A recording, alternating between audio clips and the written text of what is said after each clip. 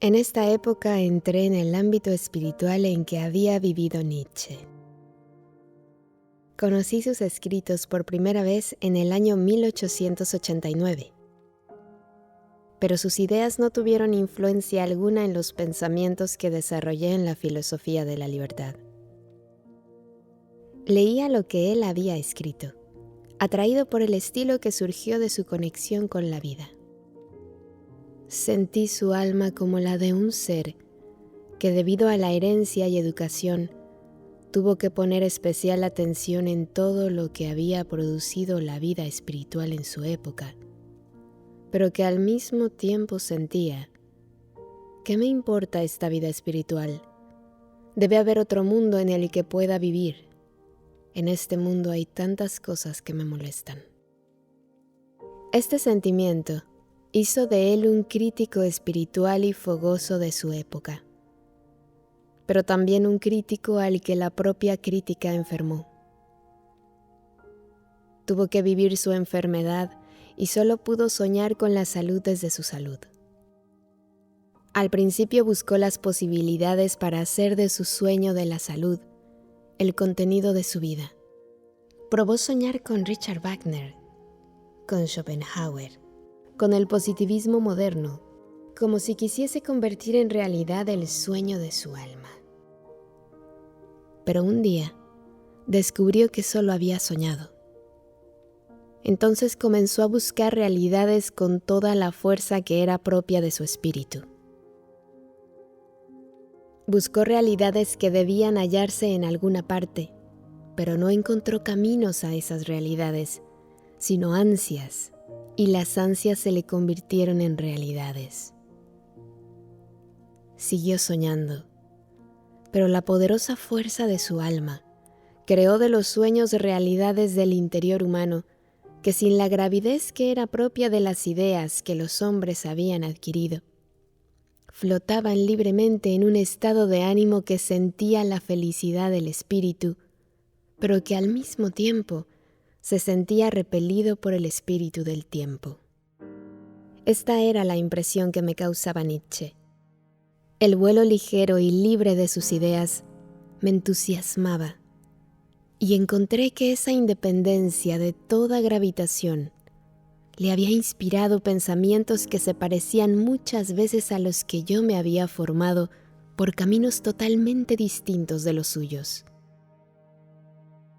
En el año 1895, escribí en el prefacio de mi libro Nietzsche, un luchador contra su tiempo, el mismo modo de pensar que se encuentra en algunas obras de Nietzsche halló expresión en mi pequeño libro aparecido en 1886, Gnoseología de la concepción goetheana del mundo.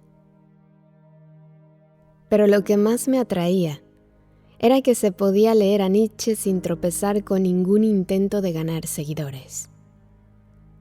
Uno podía entregarse con alegría a las chispas de su espíritu y sentirse totalmente libre, porque era como si sus palabras se echaran a reír si se creyera que buscaban aprobación tal como lo esperaba Haeckel y Spencer.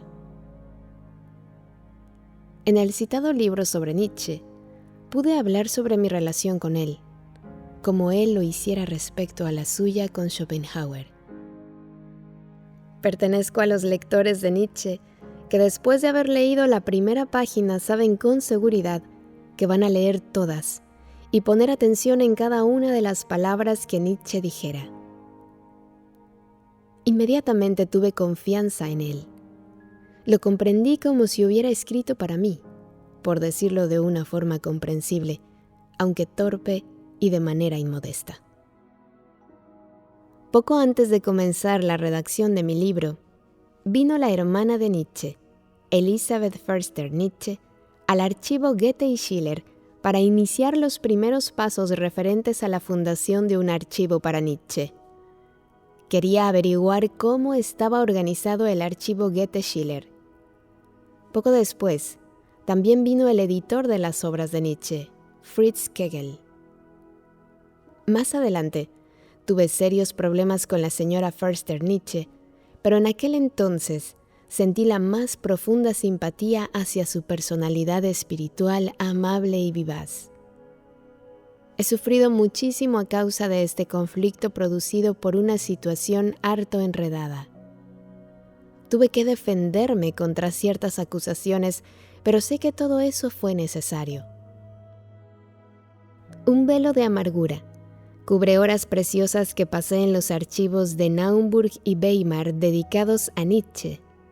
Sin embargo, estoy profundamente agradecido a la señora Förster-Nietzsche que me permitió entrar en la habitación de Nietzsche en la primera visita, de las muchas que me permitió hacerle a ella. En un diván reposaba él, nublada la mente, pero con la tan hermosa frente de pensador y artista. Los ojos, en los cuales, aunque apagados, vivía tanta alma, solo recibían una imagen del mundo en su alrededor que ya no tenía acceso al interior humano. Uno se hallaba ante él sin que Nietzsche lo supiera. Y sin embargo, se hubiese podido creer que este rostro tan espiritualizado fuera expresión de un alma que por la mañana se había dedicado a la formación de pensamientos y que ahora quería descansar un rato. Una profunda conmoción que invadió mi alma se transformó, así lo pude sentir, en la comprensión del genio, cuya mirada se dirigía hacia mí sin verme en realidad. La pasividad de esta mirada, que se posó largo tiempo en mi persona, despertó la comprensión de la propia mirada, en la que podía transmitirse la fuerza del alma sin que la otra la encontrara. Esta era la imagen que surgió en mi interior. El alma de Nietzsche, flotando encima de su cabeza, sin límites ya en su luz espiritual, entregada libremente a los mundos espirituales, pero aún atada al cuerpo físico que solo supo del alma mientras este mundo aún vivía como anhelo en ella. Esta alma de Nietzsche aún estaba aquí, pero solo fue capaz de mantener desde afuera el cuerpo cuya resistencia le había impedido desplegarse en su plena luz cuando aún moraba en él. Anteriormente había leído a aquel Nietzsche que había escrito los libros. Ahora había visto al Nietzsche que desde lejanas regiones espirituales albergaba ideas en su cuerpo, que aún conservaban su belleza, a pesar de haber perdido en el camino la fuerza de su luz original. Un alma que había traído una dorada riqueza de luz desde sus vidas terrenales anteriores, pero que en esta no pudo hacerla relucir, admiraba lo que Nietzsche había escrito, y ahora veía una imagen resplandeciente de luz detrás de mi admiración. En mis pensamientos, solamente podía balbucear de aquello que había visto. Y el balbuceo es el contenido de mi libro Nietzsche, un luchador contra su tiempo. El balbuceo de mi libro oculta lo que, sin embargo, es la verdad. Es decir, que la imagen de Nietzsche me lo ha inspirado. La señora Förster-Nietzsche me pidió después que ordenara la biblioteca de su hermano y en consecuencia estuve durante varias semanas en el archivo de Naumburg, donde me hice muy amigo de Fritz Kegel, la tarea que me permitió conocer los libros que Nietzsche había leído. Era muy hermosa. Su espíritu adquirió vida en la impresión que recibí de estos libros. Entre ellos figuraba el ejemplar de una obra de Emerson, lleno de anotaciones al margen que hablaba de un intenso estudio. Al igual que varios escritos de Guyau, que también llevaban tales anotaciones, libros con apasionadas observaciones, críticas escritas de su mano, un sinnúmero de acotaciones, gérmenes de futuras ideas. Cuando leí las observaciones al margen que Nietzsche había anotado en la obra principal del filósofo Eugen Düring, se me aclaró una idea fundamental del último periodo creativo de su vida. Düring desarrolla el pensamiento de que uno puede representarse al universo en un momento como una combinación de partículas elementales. El acontecer universal sería entonces una sucesión de todas las combinaciones posibles, y una vez agotadas todas las posibilidades, volvería a surgir la primera combinación y se repetiría todo el proceso. Si eso fuera la realidad, todo tendría que haberse repetido ya infinitas veces y sucedería infinitas veces también en el futuro. Así se llegaría a la idea de la repetición eterna de los mismos estados del universo. Düring rechazó ese pensamiento como imposible. Nietzsche lo leyó, y la idea se le grabó en el subconsciente, donde siguió trabajando. De ahí formuló después su teoría del eterno retorno de lo mismo, que junto con la idea del superhombre domina el último periodo de su creación. El estudio de los libros que había leído Nietzsche me conmovió hondamente, porque vi qué contraste había entre el carácter de la espiritualidad nietzscheana y el de sus contemporáneos. Düring, el positivista extremo, rechaza todo lo que no se puede deducir de una esquemática matemática sobria y rechaza la idea del eterno retorno como absurda y la formula únicamente para demostrar su imposibilidad. Nietzsche, en cambio, la debe aceptar como su solución del enigma cósmico, como una intuición que surge de las profundidades de su propia alma. Nietzsche se encuentra así en plena oposición a una gran parte del pensar y sentir de su época, que lo sacude. Él sufre profundamente a consecuencia de lo que así lo ataca, y este sufrimiento, estos indecibles dolores del alma, crean su contenido anímico.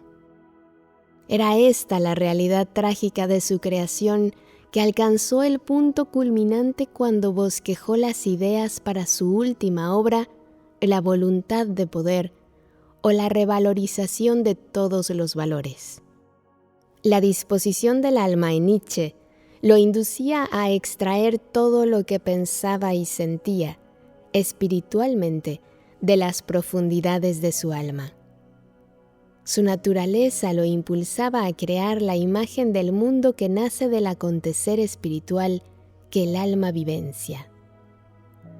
Pero también se encontraba bajo la influencia de la imagen cósmica positivista de su época, la de las ciencias naturales.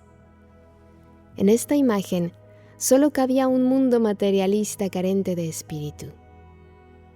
Si en ella aún había un elemento espiritual, era un remanente de modos de pensar antiguos que no concordaban ya con él.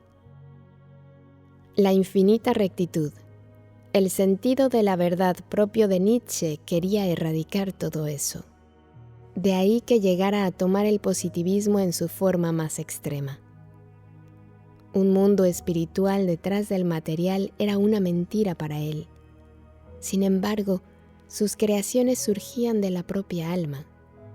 Lo que así se crea solo tiene sentido si se expresa el contenido del mundo espiritual en ideas, y él lo rechazaba. El contenido universal de las ciencias naturales se había apoderado con tanta fuerza de su alma que quería producir este mismo contenido por caminos espirituales. En alas líricas dionisíacas se eleva su alma en Zaratustra. La espiritualidad forma maravillosas imágenes, pero son ensueños con un contenido tomado de la realidad material. El espíritu se diluye al desplegarse, porque no puede encontrarse a sí mismo, sino tan solo un ser de apariencia, ensueño de lo material. En aquella época, en Weimar, mi alma vivía intensamente en la reflexión sobre la naturaleza espiritual de Nietzsche. Esta ocupaba gran parte de mi propia vivencia del espíritu. Esta vivencia podía vivir con la lucha, con la tesitura trágica del alma nietzscheana, ¿qué le importaban los resultados de los pensamientos positivistas del genio? Muchos me tuvieron por seguidor de Nietzsche, porque pude admirar francamente lo que era tan contrario a mi propio espíritu. A mí me fascinaba la manera en que se manifestaba el espíritu en Nietzsche, y esto hacía que me sintiera muy cerca de él, puesto que él no tenía contacto humano en lo que se refería al sujeto de sus pensamientos. El contacto con su tiempo y sus contemporáneos se establecía solo a través de los caminos espirituales.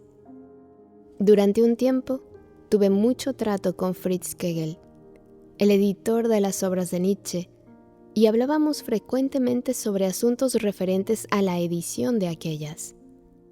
Pero nunca ocupé una posición oficial en el archivo Nietzsche, ni tuve que ver directamente con la edición. Cuando la señora Förster Nietzsche me pidió la colaboración, se produjeron conflictos con Fritz Kegel que me impidieron todo trabajo en el archivo. Mi conexión previa con este archivo marcó un episodio de grandes estímulos en mi vida en Weimar, y su ruptura me produjo un inmenso sufrimiento. De la intensa ocupación con Nietzsche, me quedó la impresión de su personalidad, a la que el destino deparó la convivencia trágica con la época de las ciencias naturales que florecieron en la segunda mitad del siglo XIX y a la que el contacto con su tiempo llevó a la ruina. Nietzsche buscaba algo en esta época, pero no pudo encontrar nada.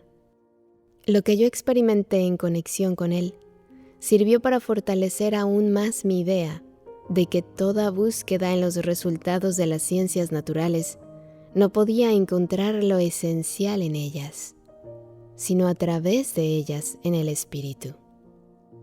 La creación nietzschiana volvió a confrontarnos de una manera nueva con los problemas de las ciencias naturales. Delante de mí estaban Goethe y Nietzsche. Un enérgico sentido de la realidad en Goethe estaba dirigido hacia la esencia y los procesos de la naturaleza. Él quiso permanecer en la naturaleza. No se apartaba de la observación pura de las formas vegetales, animales y humanas, pero al moverse con el alma en sus percepciones, llegaba siempre al espíritu. Así encontró el espíritu que reina en la materia, pero no quiso avanzar al espíritu que vive por sí mismo. Elaboró un conocimiento de la naturaleza acorde con el espíritu y se detuvo delante del conocimiento del espíritu puro para no perder la realidad. Nietzsche partió en forma mítica de la contemplación espiritual. Apolo y Dionisio eran figuras espirituales que él vivenciaba. La evolución de la historia espiritual humana se le figuraba como acción conjunta o también como lucha entre Apolo y Dionisio.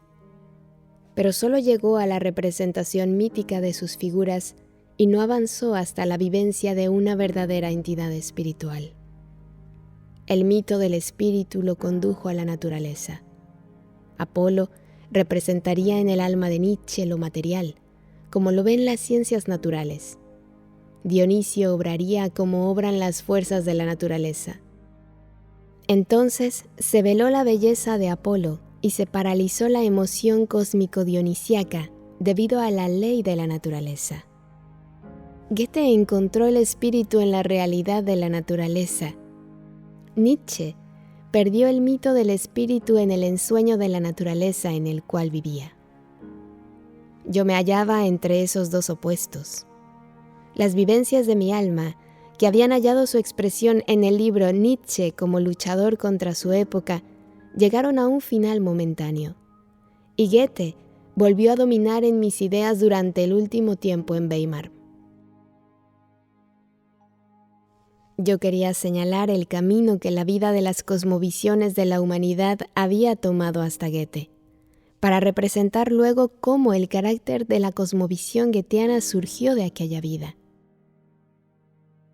Esa fue la intención de mi libro Goethe y su cosmovisión, que salió a la luz en 1897.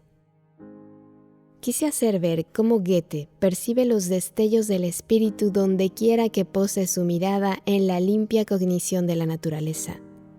Pero no toqué para nada la forma en que Goethe se enfrenta al espíritu como tal. Quise caracterizar la parte de la cosmovisión de Goethe que vive en una concepción de la naturaleza acorde con el espíritu. Las ideas de Nietzsche sobre el eterno retorno y el superhombre me ocuparon durante un largo tiempo, porque en ellas se reflejaba lo que, con respecto a la evolución de la humanidad y al ser del hombre, tuvo que experimentar una persona que no podía aprender el mundo espiritual, porque la retenían los pensamientos rígidamente estructurados de la concepción de la naturaleza reinantes a finales del siglo XIX. Nietzsche concebía la evolución de la humanidad de forma que todo lo que sucede en un instante ya ha sucedido y sucederá una infinidad de veces. La conformación atomística del universo hace pensar en una combinación de entidades ínfimas que producen el momento actual. A esta combinación le sigue otra, y así sucesivamente. Y cuando se agoten todas las posibilidades, tiene que comenzar nuevamente la primera. Una vida humana con todos estos detalles se ha repetido ya infinitas veces. También se repetirá con sus mismas particularidades. En la subconsciencia de Nietzsche vivía una oscura noción de las vidas terrenales sucesivas. Estas guían la vida humana a través de la evolución de la humanidad hacia etapas de la vida en las que el destino reinante conduce al hombre por vías espirituales formativas a un multifacético paso por la evolución universal y no a una repetición de una misma vida terrenal. Nietzsche estaba sujeto a las cadenas de la concepción contemporánea de la naturaleza. Lo que ésta podía hacer de las vidas terrestres sucesivas, se dibujaba fantasiosamente ante su alma. Y él lo vivía, puesto que sentía su vida como una tragedia, colmada de las experiencias más dolorosas y agobiada por el sufrimiento. Vivir esta vida infinitas veces era la perspectiva que se ofrecía a su alma en lugar de las experiencias que liberan el trágico dolor de la vida en la evolución continuada a través de vidas futuras. Nietzsche sentía que en el hombre que se vivencia en una existencia terrenal se revela otro, un superhombre, que en la vida terrenal corporal solo puede conformar los fragmentos de su vida total. Debido a la idea naturalista de la evolución, no veía al superhombre como un ser espiritual que se desenvuelve en lo físico sensible, sino como aquello que se forma meramente por la evolución natural. Como el hombre se formó del animal, así se formará del hombre el superhombre. La concepción naturalista hizo que Nietzsche no pudiera percibir al hombre espiritual en el natural, y esto lo indujo a la ilusión de un hombre natural superior. Las experiencias que Nietzsche vivió en ese sentido se dibujaron con máxima vivacidad en mi alma en el verano de 1896. Fritz Kegel me había dado su compilación de los aforismos de Nietzsche sobre el eterno retorno, y en un artículo publicado en 1900 en la revista literaria Magazine for Literature, dije lo que pensaba de sus ideas. En algunas partes de este artículo se expresan mis experiencias vividas en 1896 a causa de Nietzsche y las ciencias naturales. Repetiré ahora mis pensamientos, libres de todas las polémicas en los que en aquel entonces estaban envueltos. No existe duda alguna de que Nietzsche anotó esos aforismos sueltos tal como se le ocurrieron, sin un orden determinado. Sostengo mi convicción aún hoy de que Nietzsche formó sus ideas influido por la lectura de la obra de Eugene Düring. Curso de Filosofía como Cosmovisión y Conducción de la Vida Estrictamente Científica, Leipzig, 1875. El pensamiento en cuestión se encuentra en la página 84 del libro, solo que aquí se lo combate tan enérgicamente como Nietzsche lo defiende. El libro pertenece a la biblioteca de Nietzsche y contiene numerosas marcas de lápiz en los márgenes que nos dicen que el libro fue estudiado a fondo. Düring dice: un fundamento lógico más profundo de toda vida consciente exige, en el sentido riguroso de la palabra, la inagotabilidad de las formaciones. ¿Es posible esa infinidad en virtud de la cual se engendran constantemente formas nuevas? El simple número de las partes materiales y de los elementos de fuerza excluiría la acumulación infinita de las combinaciones si el medio constante del espacio y del tiempo no garantizara variaciones ilimitadas. De lo que se puede contar, solo puede derivarse un número limitado de combinaciones. La variedad ilimitada de las posiciones y relaciones, en cambio, puede nacer de lo que no debe concebirse como contable, porque estaría en contradicción con su naturaleza.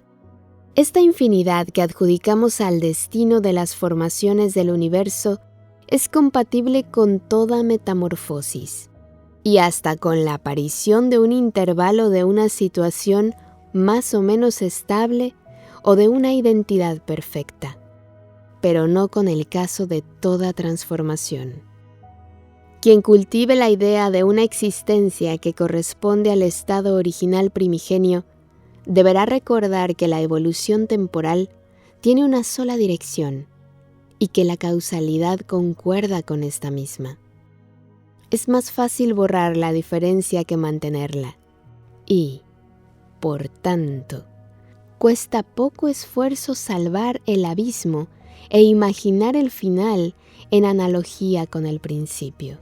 Pero cuidémonos de apresuramientos superficiales como esos, pues la existencia del universo no es un episodio indiferente entre dos noches, sino el único fundamento firme y luminoso desde el cual hacemos nuestras deducciones retrospectivas o nuestras inducciones anticipadas.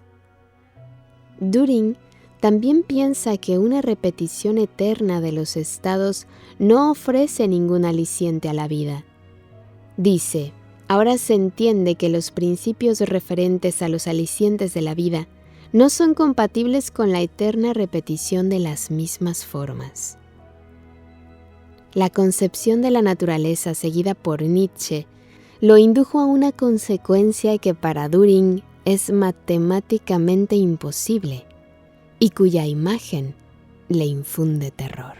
En mi artículo dije luego: si presumiéramos que fuera posible un número contable de combinaciones de las partículas y elementos de fuerza, llegaríamos con esto a la idea de Nietzsche sobre el retorno de lo mismo.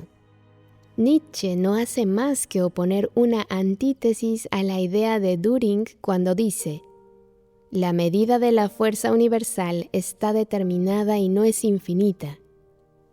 Cuidémonos de semejantes divagaciones del concepto. El número de las situaciones, variaciones, combinaciones y evoluciones es, por tanto, inmensamente grande y prácticamente inconmensurable. Pero siempre determinado y no infinito, quiere decir, la energía se mantiene siempre igual y eternamente activa. Hasta este instante ya han transcurrido infinidades. Esto significa que ya deben haber existido todas las evoluciones posibles. En consecuencia, la evolución actual ha de ser una repetición de otra anterior e igualmente la precedente como la siguiente y así infinitamente hacia atrás y hacia adelante. Todo figuró ya innumerables veces al repetirse siempre el mismo conjunto de fuerzas. Aforismo 203, Tomo 12 de la edición Kegel y aforismo 22 en el libro de Hornefer, Nietzsche y la doctrina del eterno retorno. Lo que Nietzsche siente respecto a este pensamiento es justo lo contrario de lo que siente Düring. Para el primero, esta idea es la expresión máxima de la concepción positiva de la vida. El aforismo 43 de la edición de Hornefer, 234, edición Kegel, dice: la historia futura, el triunfo creciente de este pensamiento y los que no creen en él tienen que extinguirse finalmente debido a su naturaleza. Solo los que creen en una existencia capaz de repetirse infinitamente sobrevivirán, y entre ellos es posible un estado nunca imaginado por los utopistas. Es factible comprobar que muchos pensamientos de Nietzsche nacieron de la misma manera que la del eterno retorno. Él formaba la idea contraria a otra que encontraba. Esta tendencia lo condujo finalmente a su obra principal, la revalorización de todos los valores. Para mí estaba muy claro, Nietzsche era prisionero de la concepción científico-natural con sus pensamientos que tendían al mundo del espíritu. Y debido a esto, severamente rechacé la interpretación mística de su pensamiento del retorno. Aprobaba lo que Peter Gast escribió en su edición de las obras de Nietzsche, la tesis de la agotabilidad, es decir, de la repetición de las combinaciones moleculares cósmicas, debe comprenderse de un modo puramente mecánico. Nietzsche creyó que de los fundamentos tomados de la concepción científica debía deducir un pensamiento de máxima envergadura. De esta forma, fue como su época le hizo sufrir. La imagen que el alma de Nietzsche me sugirió en aquel año 1896 expresaba así el dolor que se debía sufrir si, dirigiendo la mirada al espíritu, se vivía en la concepción naturalista del fin del siglo.